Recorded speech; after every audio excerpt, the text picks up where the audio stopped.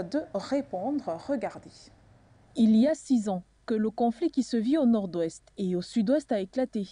Et pourtant, il couvait depuis des dizaines d'années. Le pic de violence intervient en octobre 2017. S'ensuit alors un regain de dérèglement, perte en vies humaines, avec 6000 morts depuis 2016, perte en matériel et infrastructures, déficit économique avec le phénomène de Ghost Town, ville morte, déficit éducationnel avec 70% d'enfants non scolarisés entre 2018 et 2021. Une situation qui avait interpellé l'État. Celui-ci a mis sur pied il y a 18 mois le plan de reconstruction et de développement des régions du Nord-Ouest et du Sud-Ouest. Paul Tasson, ministre délégué, est le coordonnateur national. Celui-ci œuvre en compagnie du Programme des Nations Unies pour le développement. Mais alors, lorsqu'on sait que les exactions se poursuivent dans les deux régions, la question se pose. N'est-ce pas mettre la charrue avant les bœufs que de ne pas étrangler définitivement? Tout d'abord, la crise avant de reconstruire. L'honorable Bessala Martial du Rassemblement démocratique du peuple camerounais RDPC répond avec argument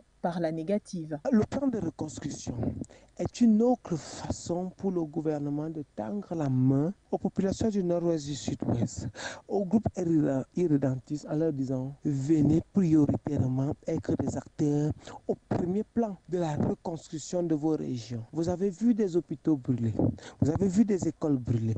C'est le moment pour vous de récupérer ce que vous avez fait. Il n'y a pas meilleur façon de soumettre une proposition d'adhésion des populations du nord-ouest et du sud-ouest. Si le coordonnateur et quelques membres du gouvernement tentent bien que mal de prouver que le PPRD du nord-ouest et du sud-ouest apporte des résultats globalement satisfaisants, il reste que la crise perdure et floute son temps d'expiration. Le gouvernement camerounais peut-il résoudre cette crise? Évidemment, oui, mais comment? Il faut une éducation citoyenne renforcée, un réarmement moral renforcé, une véritable adhésion de tous les citoyens camerounais, mobiliser toute l'élite politique traditionnelle, intellectuelle, villageoise, urbaine, extérieure, pour mettre en fait et en cohésion des règles claires de participation à la construction d'une nation. La crise sociopolitique dans les deux régions a, après 6 ans, un bilan déjà lourd, avec près de 6000 morts